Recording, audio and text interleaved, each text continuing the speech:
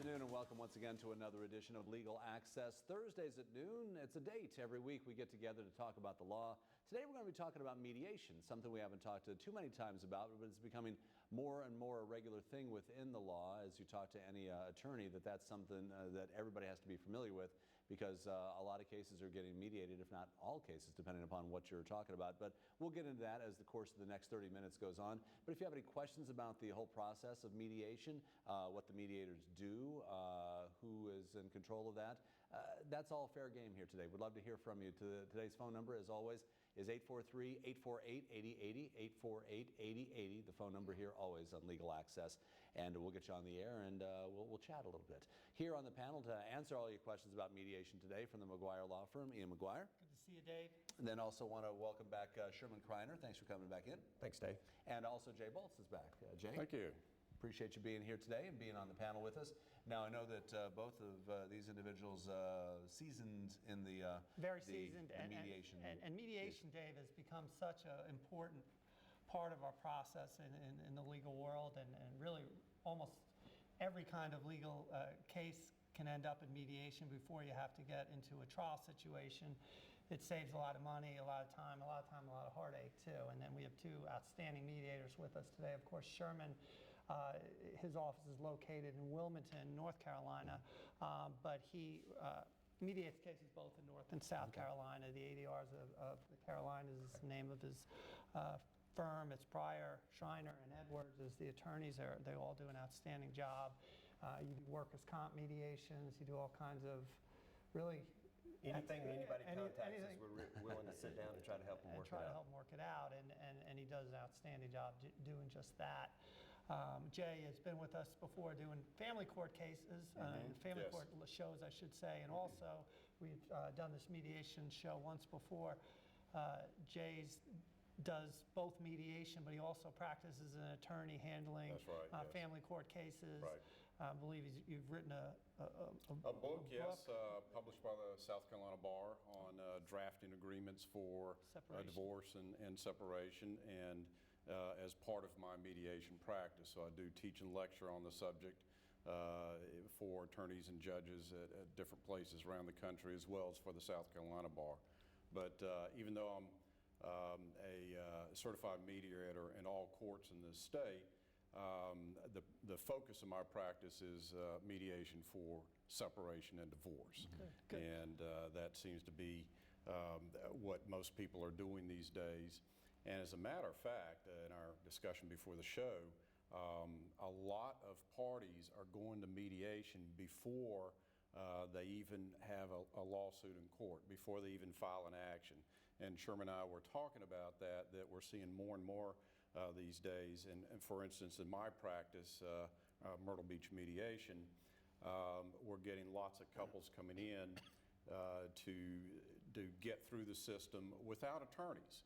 And they're coming in and say, I've consulted with an attorney, but we want to come in and see if we can't work out, settle our differences and get guidance through the process, get an agreement in place, which is something they can then ultimately take to court in a short little hearing and have it approved. So more and more of that is happening, I see in my practice, and Sherman, I understand that's going on in your practice as well.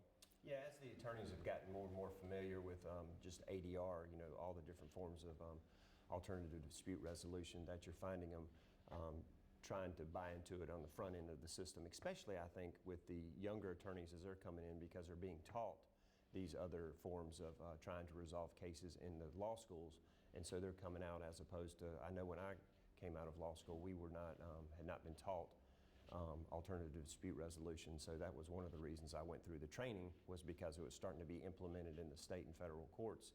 And so I was just trying to learn what it was all about, then fell into this wonderful profession, which I think brings a real benefit to the parties and to the attorneys to try to, come to their own agreement instead of having one forced down their throat from the courts. And that's the thing, and we've talked about mediation in the past a few times. That's the thing, is that if you go to mediation, you're assured of getting at least part of what you want, whereas if you leave it up to a judge, you're not assured of getting really anything that you want. So you just never know. Yeah, going to court is, you're really rolling the dice. And not only that, rolling the dice. You have no idea what a judge or a jury might decide in a case. And those of us who've done litigation over the years, we have just seen just wild and crazy results, from judges and juries. And it's like, how in the heck did that happen? But in mediation, not only is the result predictable because you make the result, it also leaves a much better satisfaction with the parties, and they were part of the process. And one of the biggest things that I emphasize, particularly in divorce cases, is the judges are very limited in what they can do. They can only do A, B, C. But in mediation, the sky's the limit, unless you come up with something that's just totally illegal, such as, they're going to agree to sell the kids to the gypsies and split the profits or something. Unless you do something like that, anything that you can agree to in mediation, even deviation from child support guidelines, will be accepted by the courts. Because the parties knows best what's best for them and their children, as opposed to somebody who hears the case for the first time and they don't have much time to hear the case, and they're just going to make a quick down and dirty decision that just could be totally off base. And I got to say, the plaintiff attorney me winced a little at the beginning when you said, well, you could get together without the attorneys. But I'm going to ask you about that. Well, your job certainly isn't to advocate for one side or the other. It's just try to get an agreement. But what I will say about that example of having no attorneys and working it out, the person can still take that agreement and then bring it to an attorney and probably save a lot of money, right? And feel good about it. Let me clarify that. They're not exactly without attorneys. They have consulted with attorneys, gotten advice, they know what they need to do.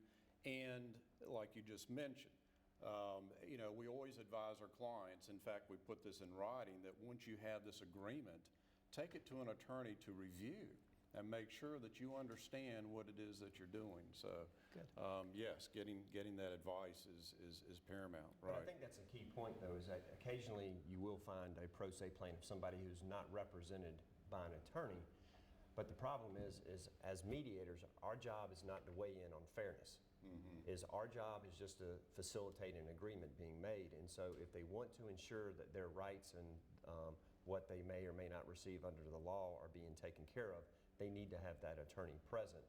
Otherwise, my job is to facilitate the agreement. If they agree to it, my job is not to judge the fairness of it. So, I guess that kind of answers the question. So, but if you see something that's totally unfair, you can't even say, hey, you might want to talk to somebody before you sign this? Well, I say it at the beginning. As I always tell people, is that, you're here. If you want to participate on your own, that's fine. But I always recommend people talk to an attorney beforehand. But my job is not to get into evaluating the fairness of it. I tell them at the beginning, my job is not to give legal advice. I'm not here to make a decision.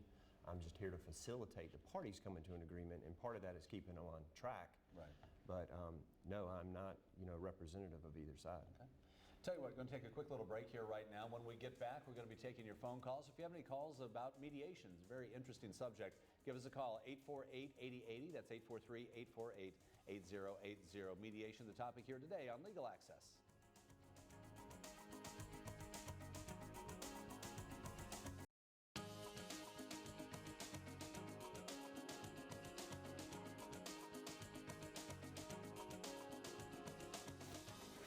Welcome back to Legal Access. We're talking about mediation today, something that's becoming more and more, kind of the way things are going into a lot of court cases. If you have any questions about it, call us now. 848-8080 is the phone number, 848-8080, along with Sherman Criner, Ian Maguire, and also Jay Bolts. Yeah, I'm Dave Priest. Good, Dave. And if anybody wants to go off the grid a little, feel comfortable, you can call about family court issues, workers' comp issues, personal injury issues. We're here and to answer your questions, but of course the focus today is mediation. Right. And because it's such a prevalent thing now and such a great thing for legal practice, right. I think we all agree in the last decade or so, it's really turned into almost a must on the majority of our cases, and it's saved a lot of costs. So anytime you go to trial, you're going to spend a lot of money. Right. Especially jury work. It just is. You have to have your experts. You have to take video depositions. There's just a lot of costs that if you can do a mediation prior to spending those costs, it can save clients a lot of money. And I think that also can be the case in family court, Oh, certainly absolutely. in attorney's fees, if Although, nothing else. just, when you mentioned the word jury, I got called first up the other day, first up for jury trial in circuit court Monday morning, and we spent the entire weekend getting ready, jury charges, voir dire, the legal briefs, the exhibits, and getting the witnesses ready and everything ready to go. Of course, we show up Monday morning, and because another judge hadn't finished ruling on certain motions in the case, the trial judge couldn't go. So it was a nightmare of preparation, time, stress, and expense for everybody, and it didn't happen. And guess what? It's going to happen again on down the road when the thing does get called up for trial. So if you want to litigate a case, be prepared for the expense, but mediation just is a fraction of the cost. It really is. 848-8080 is our phone number. We do have Ed on the line with us in Myrtle Beach. Hi, Ed. Thanks for calling in. What's your question today? My name's Ed. I have a question. A year and a half ago, the wife walked out on the family. I am 77, and she is 4 years younger. Now, after a year of separation, she walked out of the family after a year. She filed for divorce. Now, that's in play right now. And I had, since I was served the divorce papers, naturally I retain an attorney, which is, and in the meantime, we filed the letter back to her, the wife's attorney, and everything is a standstill right now. I call my attorney and say, hey, how come we're not moving forward and whatever? Do we not need to find out what the date is? Are we on the docket for hearing, mediation, or what? I do not hear anything, even from my attorney. I'm kind of upset about that. But my attorney keeps telling me, well, we're waiting on her attorney. Well, now, it don't make sense to me. Why is this not moving forward? Jay is the family court attorney. What do you think? Yes, well, there's several things going on there, Ed. First of all, it can be moved. I don't know if you guys have had a temporary hearing or not, but the two attorneys have to set up the mediation. That's required by the rules. That has to be done. And so if one attorney approaches the other attorney and says, hey, I need your unavailable date so we can set up the mediation. Here's 3 suggested mediators. Pick one and let's move forward with the mediation. And if the other attorney is dragging their feet, then all the first attorney has to do is contact the scheduling clerk at the courthouse and say, appoint a mediator. And so one will be appointed by the court, and then you got to move forward because the mediator then has so many days to get this done under the rules. So getting that mediation set up and accomplished is the first step, and yes, you can force that to happen. The next thing is why is there not a hearing is because mediation has not been done yet.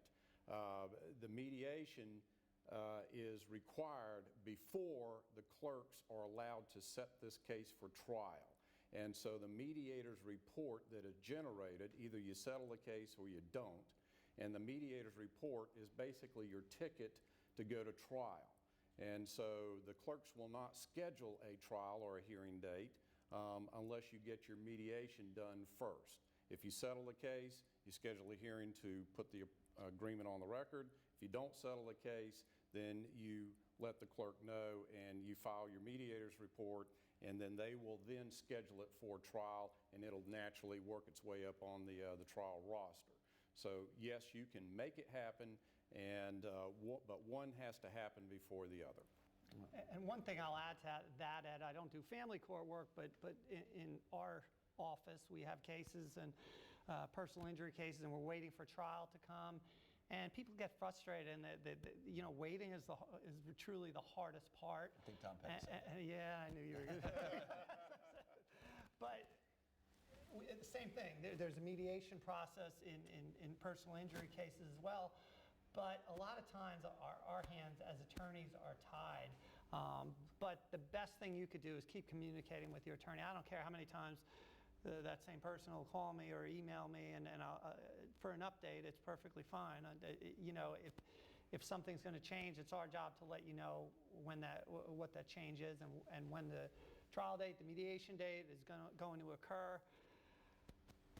But you roughly from the time you file a lawsuit, you're looking at 14 months in circuit court. I don't know how long generally it takes, but you're going to have depositions and mediation and all that leading up to it. But I do find, I think if you did a survey of clients, one of their chief frustrations is time. And we have come a long way. When I started 20-something years ago, it was, you'd file a lawsuit and it would take a few years to get to trial, and it's not like that now. It's really truncated. It's moved a lot faster. Right. So I'd that's like a good to make thing. a quick comment about how much time these things take in court. Two quick comments. In family court, there's the 365-day rule, meaning that if a case does not get resolved in 365 days from the date of filing, it gets dismissed, and everything done on a temporary basis is nullified. So there are exceptions to that, and your attorneys can make that happen. But anybody thinking about, oh my God, a divorce case lasting for longer than 14 months or something like that, that's not supposed to happen because of the 365-day rule. So things move a lot more quickly in family court, but they don't move that quickly unless you settle a case. The other thing is I've been practicing for over 30 years in this area, and when I started 30 years ago, in our circuit we had 3 resident family court judges, and after 33 years of our population in this area, doubled, tripled, quadrupled, whatever has happened in this area, we still have just the 3 resident family court judges. So things are getting backed up over there. They're piling up over there, and it's difficult, it's frustrating, but you do have to have patience. All right, well, Ed, thanks for the phone call. Appreciate that. Got to run to a break here real quick. As soon as we get back, we've got more time for your phone calls, at least another 10 minutes or so if you have any questions about mediation. Plus, we'll take questions about family court, civil cases as well, workers' compensation, whatever kind of